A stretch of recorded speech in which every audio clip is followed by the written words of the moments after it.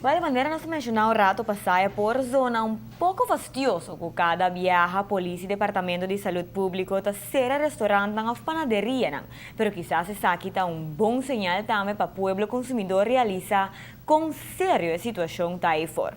Abo mestre tá seguro que hora bo come tá bom coisa bo tá comendo.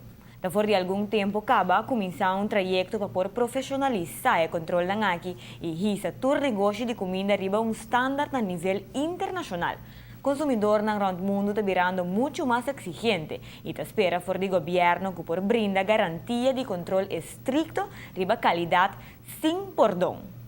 Ora que nós fazemos controle, nós vamos controlar, para nós é importante onde a bereiding te toma lugar e onde a opslagplaats está. Dus a bereiding onde te toma lugar, nós está constatar viaja mais situação higiene, referindo riba cacalaca, ratão, of com suciedade e produto não que vence. Esse aí já nós está tomando a decisão na hora que a sanção máxima está de ser a localidade, fora de também que é parte de gezondheidsverklaring, dan kaartje com nota na ordem, hope localidade nós está encontrando dan kaartje nota na ordem, of la vence acaba e não quer seguir trabalhar com ele.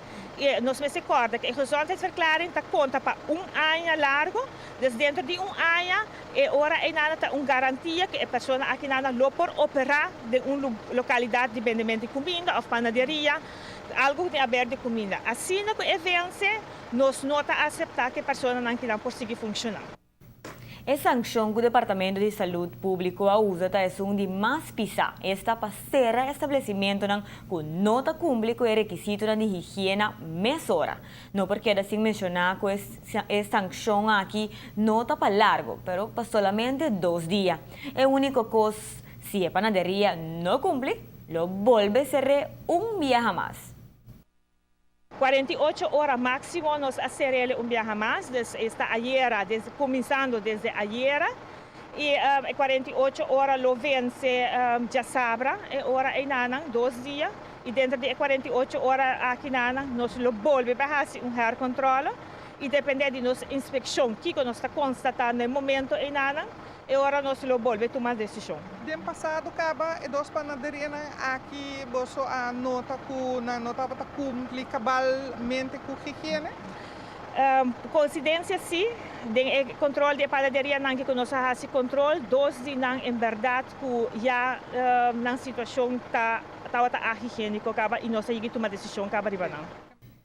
Departamento de Salubridade Público está dando extra atenção no assunto aqui durante o último luna, percurrendo para o estabelecimento está mais pendiente de lo que está vende público.